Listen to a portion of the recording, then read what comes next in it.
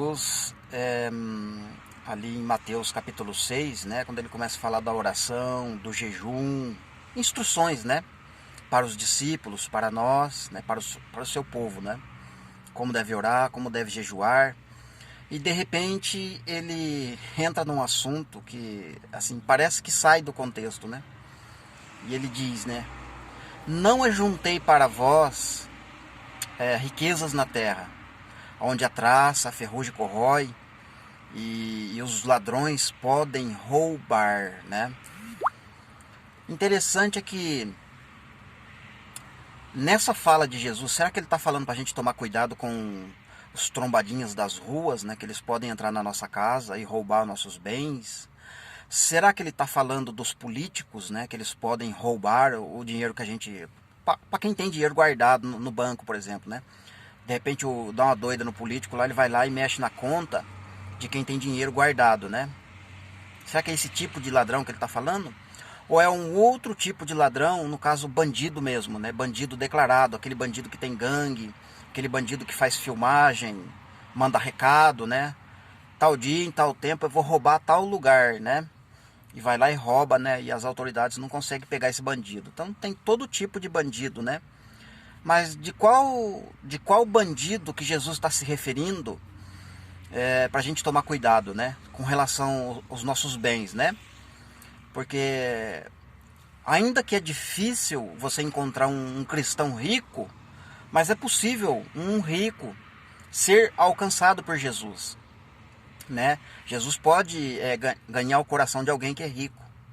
E aí no caso, será que Jesus está falando para essa pessoa que é rica, que ela tem bens, e para ela tomar cuidado que os ladrões podem roubar, né? Assim, e detalhe, né? Ele está falando para não juntar tesouro ou riqueza na terra, melhor, não ajunte para vocês riqueza na terra. Mas aí ele dá uma indicação, né? Mas ajuntem para vocês tesouro no céu, aonde a traça não pode corroer, né, a ferrugem, muito menos o ladrão não vai poder roubar vocês. A pergunta que eu faço é: como é que eu faço para mim ajuntar riquezas, né, tesouro, melhor dizendo, tesouro no céu, né? Qual é a prática para fazer juntar tesouro no céu? E qual é a ligação com o jejum e a oração, que no caso ele explicou um pouquinho antes, tem a ver com tudo isso, né? Ele está falando de coisas espirituais? Sim. Ele está falando de coisas profundas? Com certeza. Mas o que a gente precisa atentar é que Jesus está falando de algo que já está escrito. Já foi escrito na lei por Moisés, foi testemunhado pelos profetas, né? E agora ele vem para dar o sentido real do que foi testemunhado, do que foi falado. Não só veio dar o sentido real, como ele veio para cumprir tudo que foi falado a respeito dele. Exemplo, Deuteronômio capítulo 28, a partir do verso 8 e 9, se não me falha a memória, tá? Já faz um tempinho que eu não leio por lá. Mas eu sei que é por ali. Que Deus está prometendo bênçãos, né? Vida eterna, bastante coisas boas para o ser humano que obedecer a ele. E claro, inclusive morte, maldição para quem não obedecer a ele.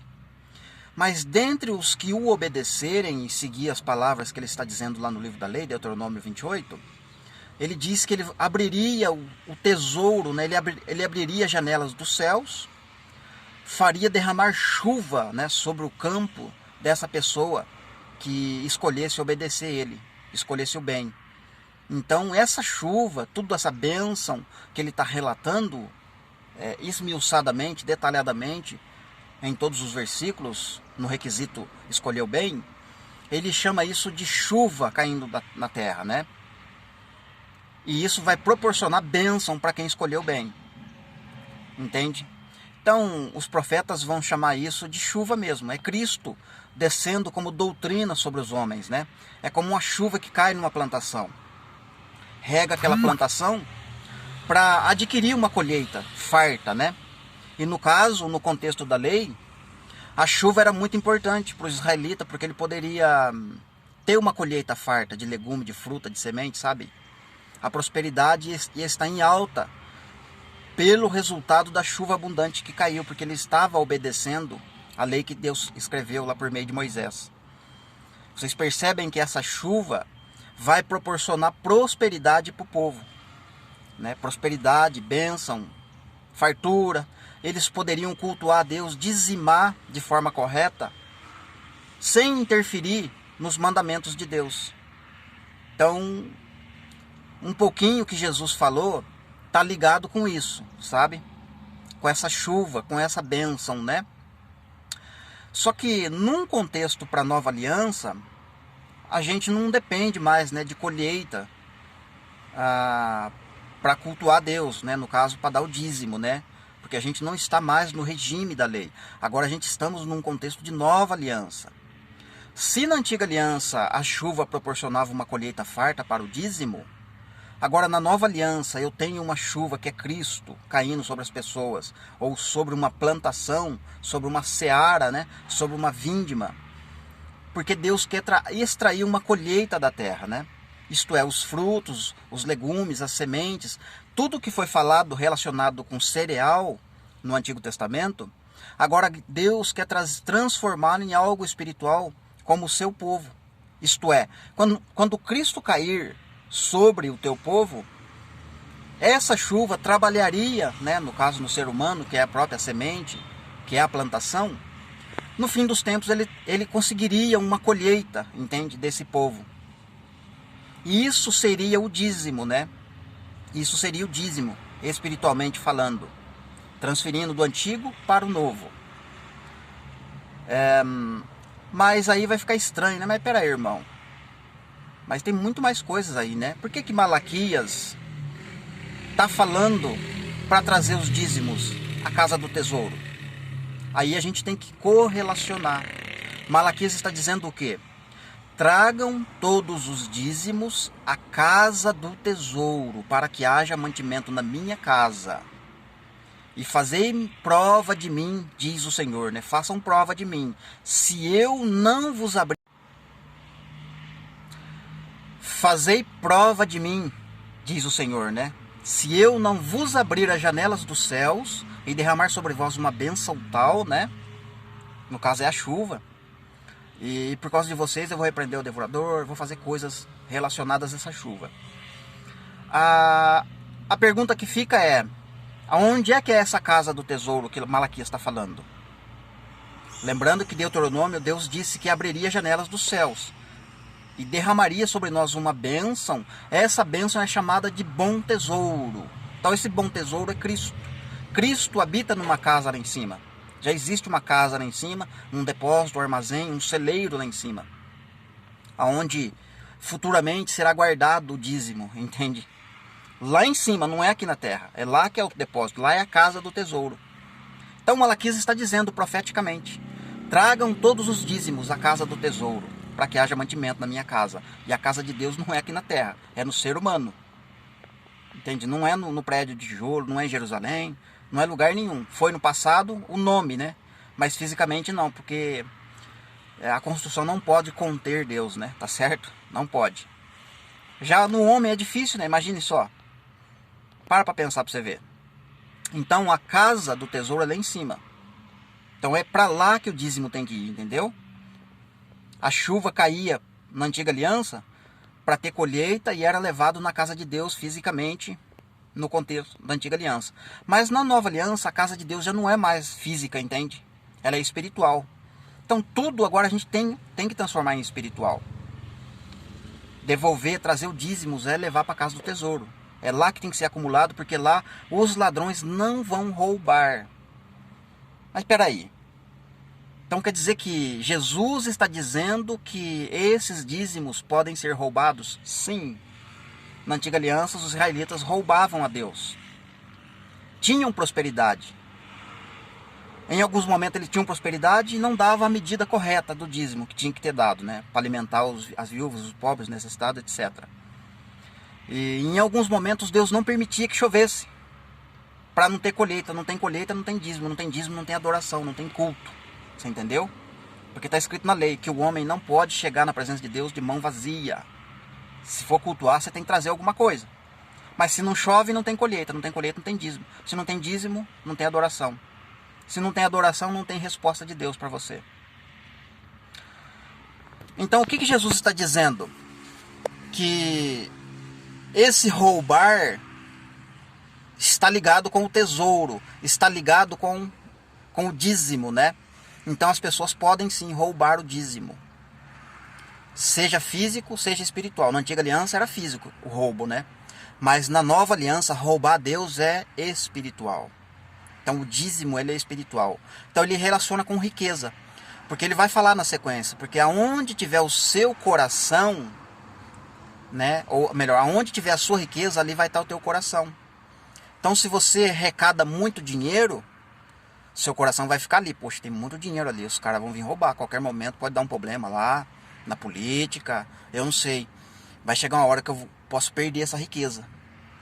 E ali ele fica com o coração preso ali, naquilo, e despreza Deus, porque... Então, queridos, presta atenção. Parou de gravar aqui, eu tive que fazer um cortezinho aqui, me desculpa, tá? Então, presta atenção. Se eu posso roubar a Deus, né? Porque é a pergunta que fica antes de Malaquias dizer, né? Roubará o homem a Deus? Sim, todavia vocês me roubais nos dízimos e nas ofertas alçadas, né? Então, dízimo e oferta está relacionado com adoração. Então, é no momento da adoração que Deus é roubado, entende? Na antiga aliança, Deus era roubado no dízimo, né? Na alimentação, nas arrecadas que chegavam no templo, né? Tanto de cereal, quanto animal, quanto semente, legume, fruta, etc. No caso, para a nova aliança, é no momento da adoração. É claro que o ser humano não vai adorar a Deus apenas quando Jesus voltar para fazer essa grande colheita. Sempre Deus está fazendo colheita, entende? Todo dia não morre um cristão, todo dia não morre pessoas na terra. Essa pessoa, quando ela é recolhida, ela já é um dízimo para Deus, entende? Ela já foi recolhida. Agora, dependendo da condição como ela foi, ela pode ter sido levada num contexto de ladrão. Ou seja, ela poderia estar roubando a Deus. Entende? De repente, durante a sua vida, ela viveu como um ladrão para Deus. Ah, mas e se ela não entendeu isso, irmão Márcio? E se ela não viveu isso? E se ela ficou, vamos dizer assim, ignorante ou inocente nesse requisito, nesse assunto? Isso aí compete a Deus julgar, e eu não posso dar meu parecer aqui. Mas eu tenho certeza absoluta que muitos cristãos, né, sempre tiveram essa discussão, sempre houve essa discussão, sempre eles ouviram, abre aspas, a verdade. Eu não estou dizendo que essa é a minha verdade ou que eu sou dono da verdade. Eu estou dizendo que todo ser humano, a partir do momento que ele se torna cristão, os debates, as discussões relativos a assuntos polêmicos chegam aos ouvidos das pessoas. Foi só me converter que eu comecei a perceber debates. Antes era na televisão, antes era no jornal, que não tinha internet. Mas sempre teve debate. Sempre teve pessoas que tentaram trazer a realidade das coisas. Ou seja, sempre teve gente ouvindo, entende? Então essa desculpinha de falar que a pessoa ficou na ignorância, eu não sei se vai ser cabível, né? Eu não sei se vai ser cabível essa resposta. Pode ter outra resposta, por exemplo. Olha, eu pego o dízimo, mas é para sustentar a obra, né? Tá aí outra coisa. As pessoas querem sustentar a obra usando como desculpa, né, do dízimo para sustentar a obra. Mas eu vejo pessoas que não são cristãos, né? Pessoas que fazem obras de caridade, sabe? Em presídios, em orfanatos, em locais como no meio do mato, nos índios, na África. Pessoas que não são cristãos, mas que são voluntários a fazer coisas em prol do ser humano. E eles não ficam o tempo inteiro, me dá dinheiro, me ajuda, porque senão a obra vai parar. Por favor, me ajuda, sabe? Parece trombadinha no farol pedindo dinheiro. Liga o rádio para você ver numa estação gospel evangélica e fica ouvindo por umas 2 horas para você ver quantas vezes eles pedem dinheiro. Para pensar para você ver uma coisa. Aquilo ali vai trabalhar, galera. Pô, vai ter com a formiga. Palavra não tem. Põe um louvor, põe um testemunho de alguém, já volta ao meu Pix e tal, contribua, faça a sua caridade, faz isso, faz aquilo, mas uma pedição de dinheiro, mas uma pedição, vocês não têm noção. Onde que está o coração dessa pessoa? Ela quer evangelizar, ela quer alcançar as pessoas, ou ela quer alcançar a conta bancária dos ouvintes? Porque ela fala mais da conta bancária do que o evangelho. Não tem pregação, não tem palavra. E fica só pedindo dinheiro, pedindo dinheiro, pedindo dinheiro. Meu Deus, onde vai parar isso? Lembra do que Jesus falou? Aonde tiver a sua riqueza, ainda que a pessoa não é rica, tudo bem, não tem riqueza, mas está querendo adquirir. Está com o olho gordo. Eu preciso ajuntar dinheiro. Faz Pix. Passa a conta e faz o depósito, faz sua caridade. E oferece seu Isaac, oferece não sei o que, sabe? Ainda fica usando a Bíblia para falar que dar dinheiro, dar oferta é um sacrifício. Percebe o contexto que Jesus está falando de ladrão? Ou de pessoas que são minam, né? Então tem o ladrão que rouba em grande quantidade. Tem o ladrão que rouba pouco, mas é contínuo. Sempre ele está roubando. Mas existe aquele que mina. Os ladrões que minam. O que é minar? Minar eu vou usar um exemplo aqui. Quando eu quero, na minha profissão mesmo, como pedreiro, quando eu quero quebrar uma parede, eu começo a quebrar de tijolo em tijolo, você entende? Eu não vou dar uma marretada gigante na parede ou colocar um dinamite para derrubar ela de uma vez só, não. Eu tenho que ir arrancando de pedacinho em pedacinho. Com a taiadeira, sabe, com a marretinha. Eu vou minando a parede. De pouquinho em pouquinho eu vou minando ela, mas eu vou continuamente, uma hora ela derruba ela. Ou seja, minar uma riqueza é assim. Toda hora pedindo dinheiro, toda hora. Dá 10 real, dá 5, dá 50, dá 100, dá 500, dá 2 real, dá 8 real, dá 50 real. Minar, entende? Então, queridos, a gente está vivendo uma época tão difícil, uma época tão esquisita, sabe? O evangelho virou uma piada, virou uma chacota. Nossa, gente. Dá até vergonha, cara. Você tá trabalhando ali, o pessoal coloca lá, no caso eu tô na obra com os pedreiros, lá o pessoal coloca na rádio evangélica, começa aquela petição de dinheiro. Aí os caras já olham pra você e falam, e aí, irmão, você é assim também lá na sua igreja? Você pede dinheiro toda hora assim? Poxa, fica chato isso aí, gente. Que evangelho é esse, né? A gente está vivendo uma época que esses ladrões aí que Jesus está falando, tá pior que os caras da Rocinha do Rio de Janeiro, tá pior que a corrupção que há na política, tá pior que a corrupção que há no meio das gangues, porque os maiores bandidos estão com a Bíblia na mão. Meu Deus, gente. Meu Deus, misericórdia, Deus. Onde a gente vai parar com isso? A gente precisa urgentemente, queridos, colocar uma trombeta na boca e falar. Sabe, pastor, sabe, líder, você que está me ouvindo, eu sei que você tem um líder acima de você, eu sei que você vai prestar contas, né, para ele. Mas, querido, quando o assunto é pecar contra Deus, você pode desobedecer o seu líder, você pode desobedecer o seu patrão, o seu presidente, o gerente, seja lá quem for. Querido, o castigo, o que eu vou dizer aqui? A consequência desse pecado, cara, vai ser sobremodo grande. Fuja disso, fuja dessa teia de aranhas, desse emaranhado de ladrões. Sai do meio dessa gente. Não compactua com isso, não. Vai servir a Deus de verdade. Sai desse ninho de ninhada de cobra venenosa, sabe? Esse bando de ladrão, de traíra. Enganando o povo, enganando a si mesmo. E o pior é que a colheita, né? Deus é quem eles estão roubando. Eles estão roubando a Deus. Quando? Quando é oferecido o dízimo. Quando é oferecida a adoração. Entende? A adoração a Deus envolve você entregar uma primícia para Deus. Você entregar um convertido para Deus. Esse convertido é um dízimo. Isso é adorar a Deus. Deus se alegra, Deus fica feliz com isso. Mas quando você entrega uma pessoa para Deus dizendo que ela se converteu, quando na verdade ela foi convencida, quando o coração dela não está querendo servir a Deus, você está oferecendo uma oferta torta para Deus, sabe? Um cordeiro manco, um cordeiro cego, a sua primícia, o seu dízimo não está sendo entregue como Deus quer, com excelência. Entregar um dízimo com excelência é entregar uma pessoa instruída para Deus. Olha, está aqui meu primeiro fruto, Jesus. Pode usar ele como ferramenta nas tuas mãos. Faça dele um missionário, um pregador da tua palavra, um alguém que maneja bem a palavra da verdade, um alguém que pode sacudir, catucar a onça com a vara curta, porque ele vai fazer uma colheita tremenda na terra. Está aqui minha primícia, está aqui o meu dízimo. E isso é adoração, querido. Mas quando o dízimo é entregue de forma incorreta, o homem está roubando a Deus.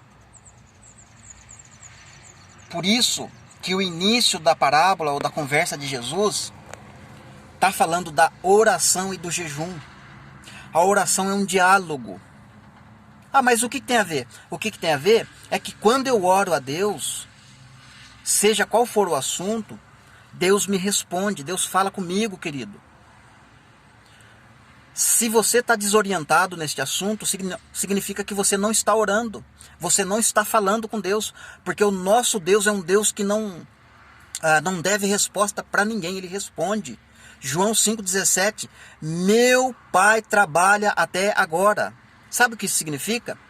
Que Deus está constantemente agindo ao seu derredor. Orando você ou não, ele está agindo. Mas o bom é que quando você ora, você vê a atividade dele. A resposta dele é ele te mostrar a atividade dele na sua volta. Ele te mostra o que ele está fazendo. E quando você vir o que ele está fazendo, você vai perceber que o que você está fazendo está contrariando o que ele está fazendo. E aí você pode se ajustar na sua vida para se unir com ele naquilo que ele está fazendo. Isso é evangelho, querido.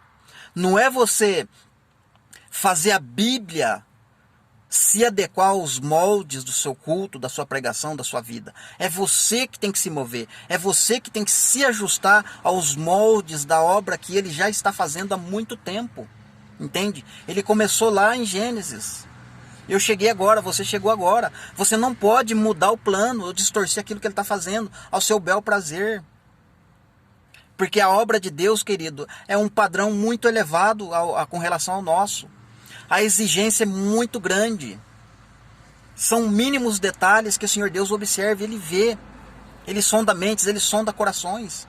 Então, se nós não estivermos de fato orando, se nós não estivermos de fato jejuando, querendo saber onde é que Ele está trabalhando, querendo saber qual é a vontade dEle, qual é o propósito dEle naquilo, jamais a gente vai fazer a obra de Deus, jamais a gente vai estar perto dEle, jamais a gente vai ouvir o que Ele tem para dizer a respeito da nossa proposta, a respeito daquilo que a gente quer fazer. De repente você está com o coração cheio de desejo, desejoso de fazer a obra de Deus, mas não sabe por onde começar, não sabe nem o que fazer, e você planeja a noite inteirinha, a semana inteirinha, planeja o ano inteiro para fazer algo para Deus. Ei, presta atenção, queridos, presta atenção. Não é nós que devemos querer fazer algo para Deus, pergunte para Ele, porque quando este veio a Abraão, a Isaac, a José, a Maria, a Débora, a Baraque, a Isaías, ele não perguntou, o que vocês querem fazer por mim? Ele não disse isso, ele já veio com o plano pronto. Ele falou para Moisés, Moisés, eu vi o clamor do povo do Egito, e agora eu desci a fim de livrá-los, eu vou usar você como ferramenta. Moisés não perguntou para ele, o que o senhor quer que eu faça? Entende, queridos? Ele já tem o plano pronto, o propósito dele já está pronto. O que eu preciso é fazer, me adequar ao projeto dele.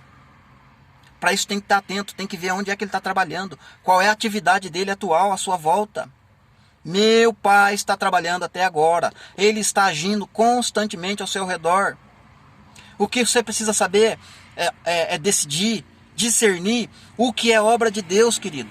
Às vezes você pensa que a obra de Deus é num culto, é um grupo de pessoas orando, e de repente, na verdade, Ele está mostrando um grupo de pessoas isolados, sem atenção, querendo aprender Deus, querendo saber alguma coisa a respeito de Deus, enquanto um grupo está num avivamento, abre aspas, orando, buscando a Deus, do outro lado você tem um grupo querendo conhecer Deus, mas lá não tem avivamento, lá não tem movimentação, está todo mundo em silêncio, mas os corações estão esperançosos, os corações estão à busca. Mas se você estiver atento ao que o meu Pai está fazendo, porque Ele não para, Ele trabalha até agora. Então eu preciso discernir o que é obra de Deus para mim, o que é obra de Deus para você, o que Ele está fazendo. João 5,17 diz isso, mas se você ler o 19, Jesus está falando, olha, eu não faço nada por minha própria iniciativa. Mas observem, o Pai me ama. E Ele mostra tudo o que Ele está fazendo. Porque tudo quanto eu vejo meu Pai fazer, eu vou, me ajusto e faço exatamente como Ele está fazendo. Jesus é o exemplo para nós, querido. Você acha que o Pai te ama? Se você acha que sim, então Ele vai mostrar para você o que Ele está fazendo, aonde é que Ele está trabalhando. Ele vai falar para você, olha, minha obra é essa, eu estou fazendo isso. E na maioria das vezes a obra de Deus, ela sempre é o contrário do nosso conceito humano. Você quer identificar a obra de Deus num culto religioso, em alguém evangelizando, em alguém fazendo algo que parece obra de Deus. Mas Ele é muito dinâmico. A obra dele é muito grande. A atividade dele é imensa. Então, se você não orar, se você não jejuar e observar onde é que Deus está trabalhando, jamais você vai saber a atividade dele à sua volta. E pior, você vai perder a oportunidade de se ajuntar a Ele na sua obra ou naquilo que Ele está fazendo. Então fique atento, querido. Fique atento. Ore, jejue. Olhe onde você está seu coração, se é na riqueza terrena, ou se você quer ajuntar, acumular tesouros no céu. Isto é, você quer fazer ofertas com excelência. Você quer entregar uma oferta, um dízimo com excelência, de alto padrão. Então você precisa orar, você precisa buscar Ele. Para ver os detalhes, né? Como que Ele quer a oferta, como que Ele quer o dízimo. E assim você não vai estar roubando a Deus, de maneira nenhuma. Nem na ignorância e nem sabendo. Porque existe pessoas que roubam na ignorância, mas existe pessoas que roubam sabendo que está roubando. Entende? Então o castigo vai vir para ambos. Claro que em proporções diferentes. O ignorante vai receber chicotadas menores. Mas o que rouba sabendo vai receber chicotadas maiores, né? Então o castigo vai ser maior para eles. Mas ambos vão receber castigo, pode ter certeza. Pode ter certeza. Porque nosso Deus é um Deus justo e Ele sabe, né? Ele dá aí no mínimo 80 anos de vida para o homem, né? Vamos supor que o homem pegue só a metade desse tempo. Só 40 anos de vida para investir no Evangelho, para se converter e ser salvo. Então, no mínimo, você tem 40 anos, né, para você saber a vontade dele no requisito dízimo e oferta. 40 anos, não é 40 minutos nem 40 dias. Em 40 anos, meu filho, você ficou lá me buscando, abre aspas. Você nunca perguntou para mim sobre dízimo e oferta? Por que você nunca falou comigo a respeito disso? O que você vai responder para ele? Então, você viu que ele começou orando? A oração do Pai Nosso, jejuar, a fazer caridade, né? Sua mão esquerda não precisa fazer o que a mão direita está fazendo. E aí ele entra no assunto do ladrão. Então, de qual tipo de ladrão que você acha que ele está falando? Deixa embaixo aqui seus comentários. Vamos discorrer com a palavra, né? Vamos aprender juntos. E é isso aí, queridos. Eu fico por aqui, esse vídeo fica por aqui. Deus abençoe todos vocês que assistiram e ouviram até aqui. Obrigado pela sua paciência. E até a próxima, se Deus permitir, em nome de Jesus.